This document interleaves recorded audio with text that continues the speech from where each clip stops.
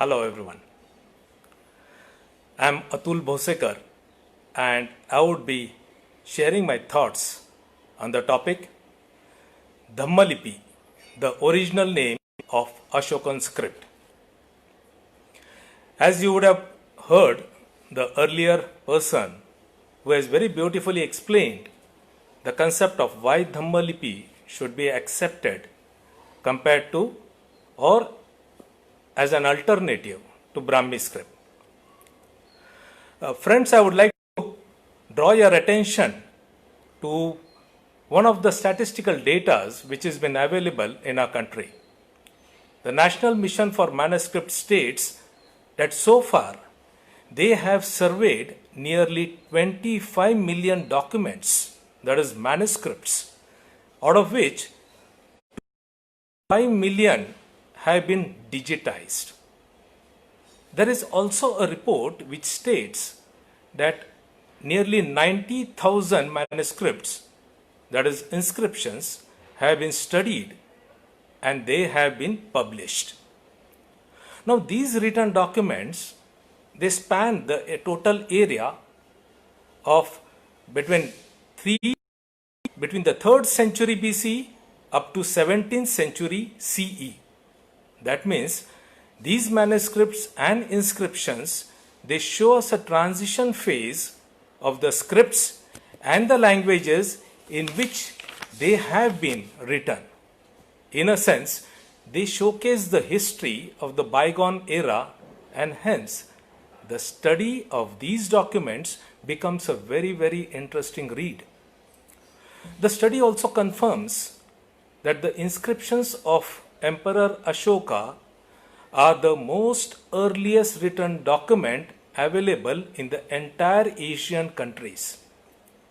And this is quite significant because it helps us to understand the language and the script of the people of those particular era, what they were talking and what they were writing. As we understand, Pali, or earlier called as Magadhi, was a language that was spoken by majority of the people, whereas Prakrit or Ardhamagdi was spoken by people of a very small population in the entire Magadha empire. Ashoka's inscriptions that are seen in India have been written in Pali and Prakrit language. This language is confirmed from the Buddhist texts as well as the Jaina texts, especially the Lalit Vistara, the Samyang, the Panyavan, and all the other sutras. As we all know, probably we have read, that James Prinsep in 1836 was the first person to decipher Ashoka's inscriptions. Prinsep was more interested in deciphering the script, understanding the message. Hence, he did not place much importance during that time on the naming of the script. However, he did mention Lat or Lat, the word which he found out in one of the Ashokan pillars, the inscriptions which was written over there, which is known as Lat inscriptions. Later on, these inscriptions came to be known, the scripts, that is, either as Ashokan Pali, Indian Pali, or even Mauryan Pali. Later on, when Prinsep found out that all these inscriptions have been written by Emperor Ashoka, however, that was still not found out in any of the inscriptions, he was convinced that all these inscriptions have been written by Ashoka, and hence he started calling it as Ashokan script. Years later, and that is in the later half of 19th century, Terendi Lekopara, one of the scholars, while studying these inscriptions and further analyzing it, he came to a conclusion, or rather, he named this script as Brahmi. Terence Lekopara and George Buehler were very good friends. George Buehler is another Indologist who was working on Indian scripts as well as Indian inscriptions. The moment Lekopara noted this name Brahmi, Buhler immediately accepted it. The reason what Lacouperoux has given for this particular script, and he states that he found this name Brahmi specifically in the Chinese Buddhist dictionary, that is encyclopedia, as well as the Buddhist text Lalit Vistara and the Jain text Samvayang Sutra and the Panyavan Sutra. Now it is to be very well noted that based on the Chinese Buddhist encyclopedia, and which names three important scripts, it talks about a script written from left to right, the second script written from right to left, and the third script written from top to bottom. Now Lacouperoux came to a conclusion that he came to a conclusion that can the left to right written would be a Brahmi, the right to left would be Kharoshthi, and of course the top to bottom would be in that case as Chinese script. Now another Indologist by the name Richard Solomon, in his book Indian Epigraphy, he states that it should be kept in mind that though the authors of the earlier script we do not know what the name of the script was there, and though the present scientists have been naming it as Brahmi, we clearly do not know whether the name of the script was really Brahmi or whether Ashoka really intended it to be Brahmi. That means, as you can see, that the name Brahmi is very simply a name of convenience. Now, Lacouperoux, the reason what he had given was the Buddhist and the Jaina text.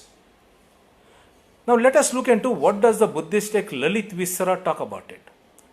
Lalit Vistara mentions 64 scripts, out of which the first one is Brahmi, the second one is Kharoshthi, then likewise it goes on, the sixth name is Magdi, and so forth and so on. Whereas the Samvayang Sutra, that is the Jain text, it talks about 18 scripts, whereas the first name being Brahmi and the rest of the other scripts. Even scientists of those days, they have clearly mentioned that most of the scripts were regional scripts. They were local dialects, and it was not possible that they were being speaking by the entire mass or the entire population of the country. Now, why the name Brahmi came, and the reason what Lacouperoux as well as Buhler has given is as follows. One, the Jains believe that Rishabdeva, the first Tirthankara of the Jain sect, he, while teaching his daughter script and languages, and his daughter's name was Bambi, and out of love for his daughter, he named the first script as Bambi.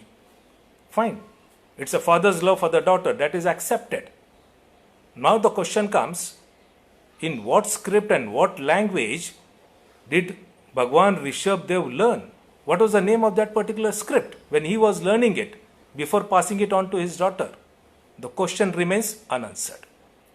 Second, Sayanacharya, a great Sanskrit Pandit in the 13th century, he clearly states, Brahmiha, Brahman Peritaha, Yahi Mahatya, Rutasya, Yajnasya, Mataraha, Nirmatraya, Srutya. That means, the scripts which has been written to praise Lord Brahma is Brahmi.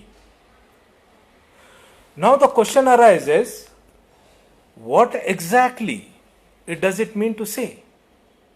There is another thing they have referred to as Narad Smriti. Narad Smriti very clearly says that God Brahma created the script Brahmi.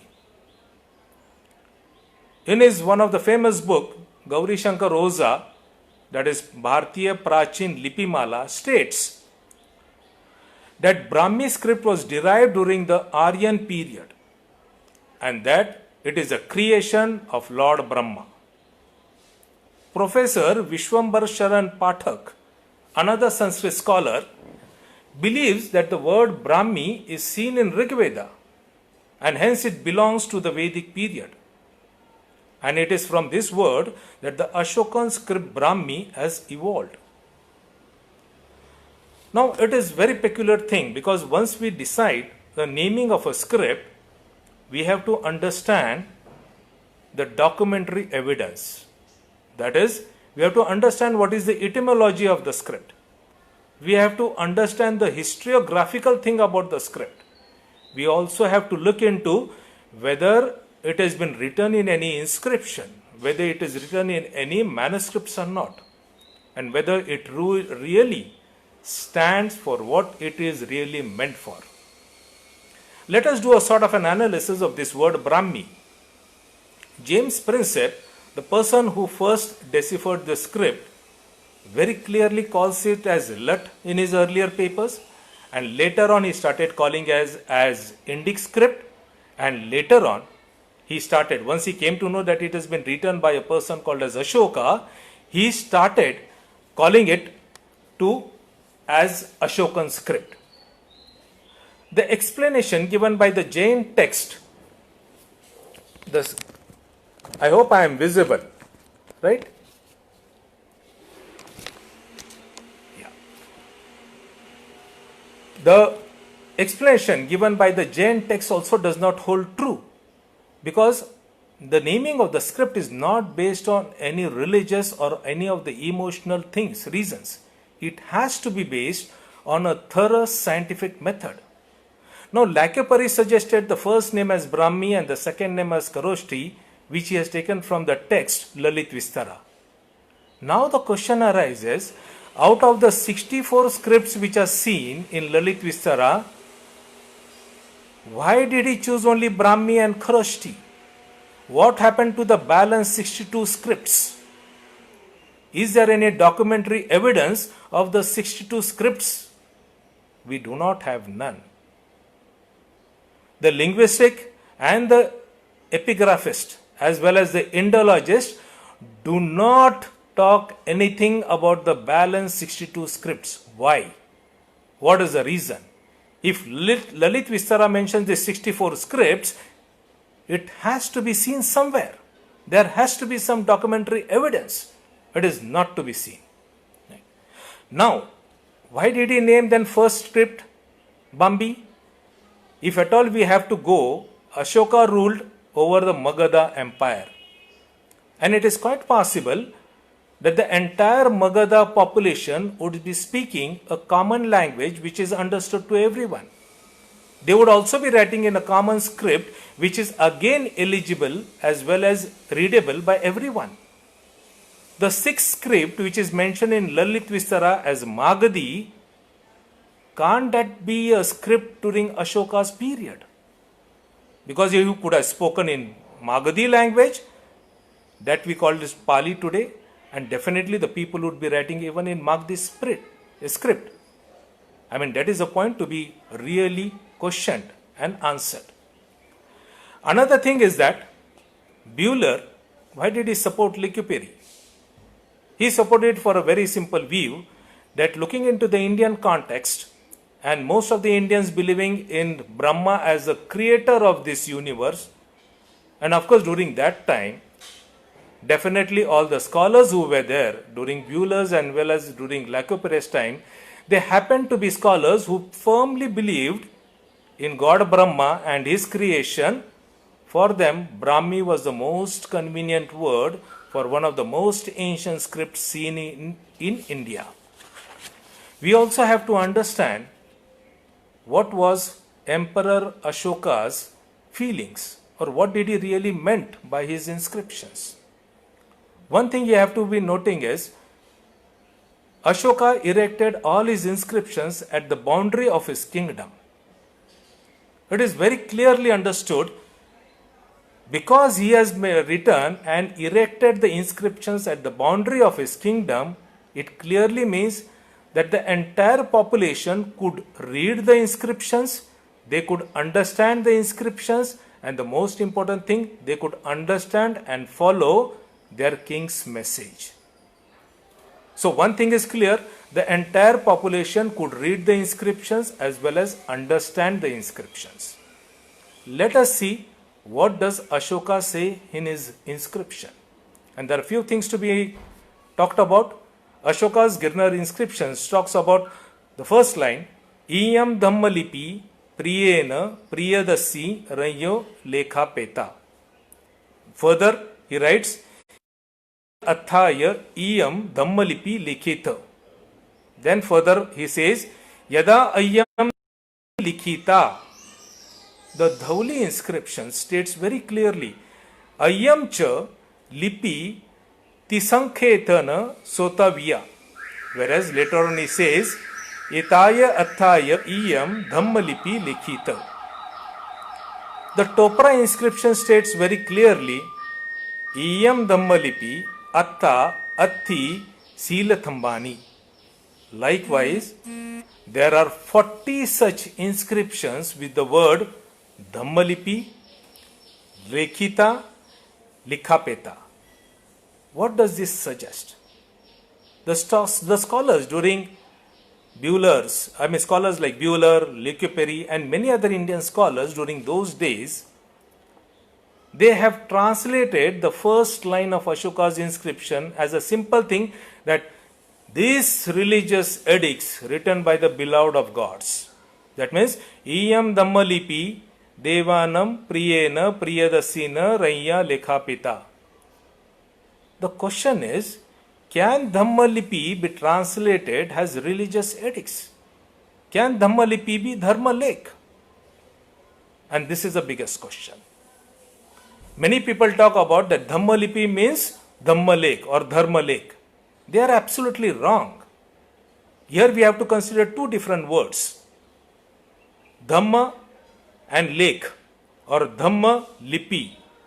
Now if Ashoka meant that this Dhamma Lipi word is synonymous with Dhamma lake, then Ashoka would have probably written Iyam Dhamma lake Devanam Piyena Piyadasina Raya Lekhapeta.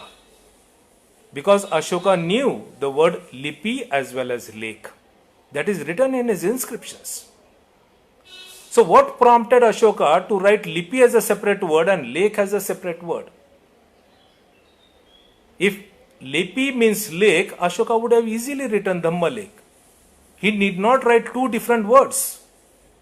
And that is what we consider Ashoka as one of the best strategists.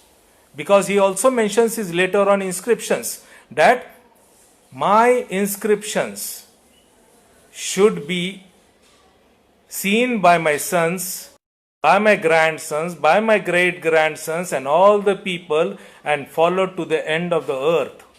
That means Ashoka wanted even us and all the future generations to understand his inscriptions and understand his message. It is very quite possible that there could have been various scripts and various languages during Ashoka's time because it was his very big empire. Like today, when we consider India as a country, we have various states talking in various languages and using various scripts. However, when we interact with each other, the north people interacting with the southern and the eastern interacting with the western, we still have a common language. We still speak in a common language which is known to each other, that is Hindi. So it is quite possible during Ashoka's period, people at different parts of his kingdom were speaking a different language, writing in a different script. However, when they were interacting with each other, they were interacting with a common language and a common script. And that language was Pali and that script was Dhammalipi. And that is the reason why Ashoka has very specifically mentioned Iyam Dhammalipi. In this Dhammalipi script, I am writing these edicts. The scholars of those days probably did not understand Pali as a language and Pali as a grammar. Because once you start reading Pali Tripitaka, you will understand in Pali Tripitaka, the word Dhamma is been used in a very, very different context. The word Dhamma doesn't mean Dharma at all. People are wrong. The today's Indologists, epigraphists, historians, archaeologists are absolutely wrong when they say Dhammalipi is Dharma lake. They are wrong because they do not understand Pali language. In Pali, Dhamma means a very nice, compassionate feeling towards other. It also means a Mangal Vichar. It also means that I care for you. It also means Metta Bhavna. It also means Deshna. It also means that for your Kalyana, I am speaking these things. So in Pali, Dhamma has a very different context. It does not mean religion at all. And hence, Ashoka's edicts are not religious edicts at all. Ashoka's edicts are moral edicts, they teach moral teachings. However, the word Dhammalipi does not mean moral edicts. The Dhammalipi stands for scripts and only for the script alone. Now, once we talk about from the inscriptional confirmation or the inscriptional evidence, let me go to a grammatical evidence. In Pali Maughalyan Vyakaran, that is Pali Maughalyan grammar, as well as Sanskrit Panini Vyakaran, Lipi and lake are two different words. Lipi has a root called as lip, whereas lake has a root lik. Both are derived from two different roots. So Lipi cannot be lake, whereas lake consists of all the lipis. Let me be once again very clear. Lipi means alphabets. Alphabets does not mean article. Whereas lake, which is an article, is composed of alphabets. So Lipi is not dependent on lake, whereas lake is dependent on Lipi. It is a very, very simple grammar, but people confuse those people who do not understand grammar. Now, let me come to another point. If Ashoka really meant that Dhammalipi was meant to be a Dharma lake, then he could have easily said Iyam Dhamma lake Devanam Piyadasyani and all the next things. And therefore, once we look into all these things, right, the question arises, how did the Indian scripts and the scripts of the nearby countries evolve from Dhammalipi? There is another question which has been put by the proponents of Brahmi language or the Brahmi script. They say that if at all we start calling Ashokan script as Dhammalipi, shall we start calling as Kushan Dhammalipi, Gupta Dhammalipi, or Shunga Dhammalipi, Satavan Dhammalipi? I am going to answer both these questions. The first question is, how did other scripts evolve from Dhammalipi? The root or the mother script of all Indian scripts is Ashokan Dhammalipi. That is a point which is very clear. The scripts which has been available before period or pre-Ashokan era have been seen in the Harappan as well as post-Harappan civilization.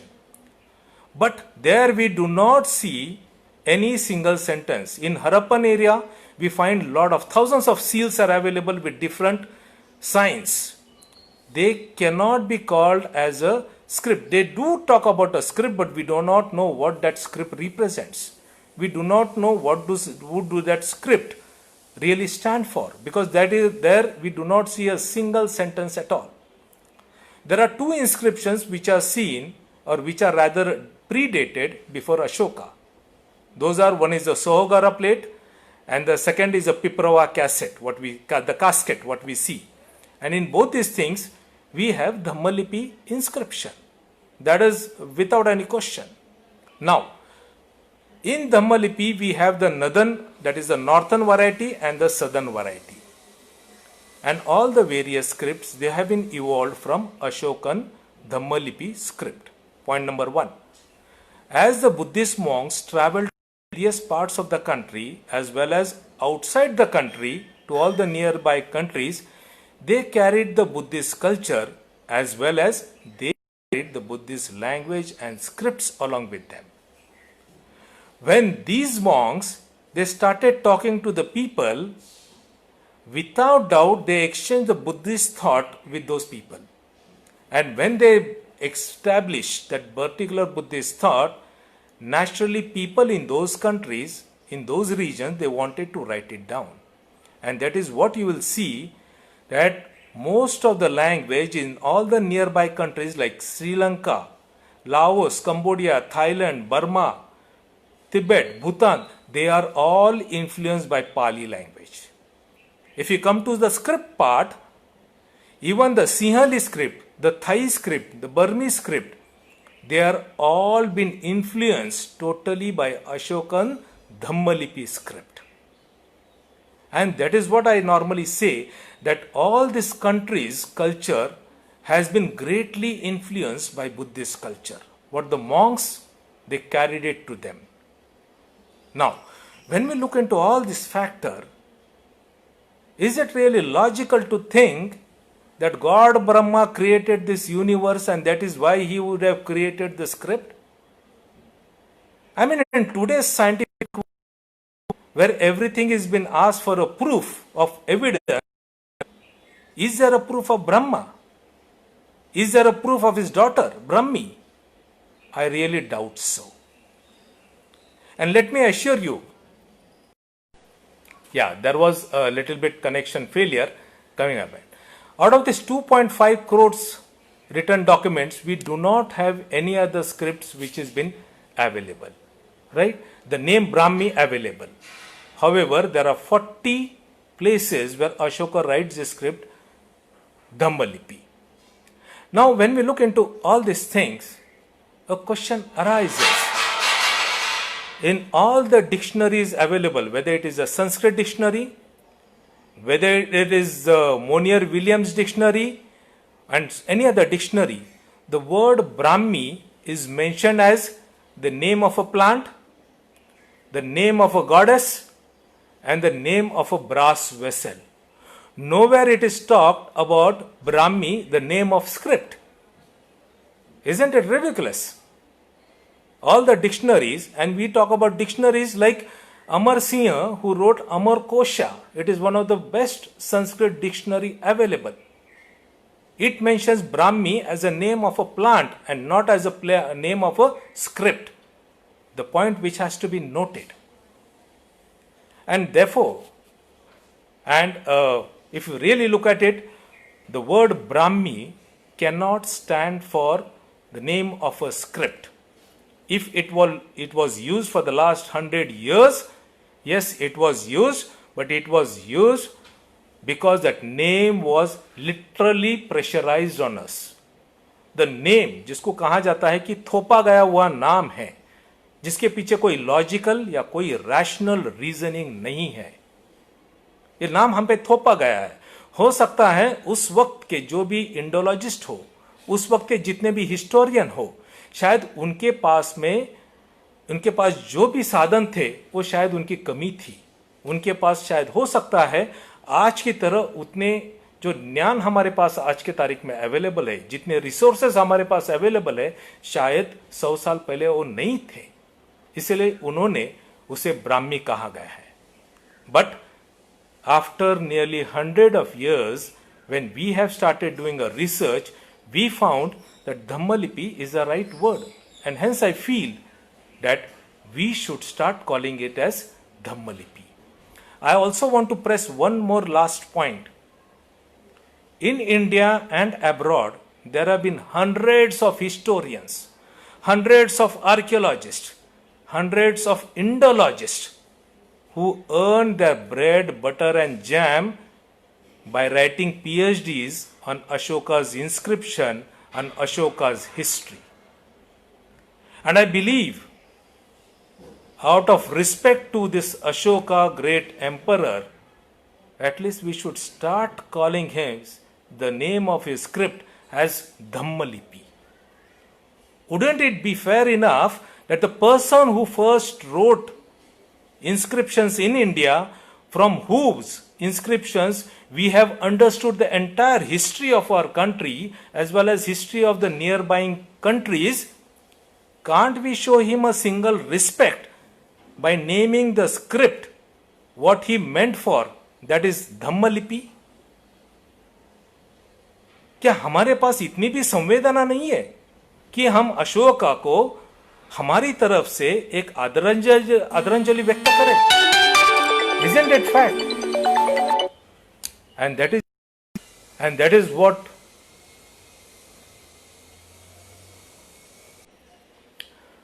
so friends, I feel that Dhammalipi is the right word for the text, for the script what Ashoka has written it. If at all tomorrow somebody comes out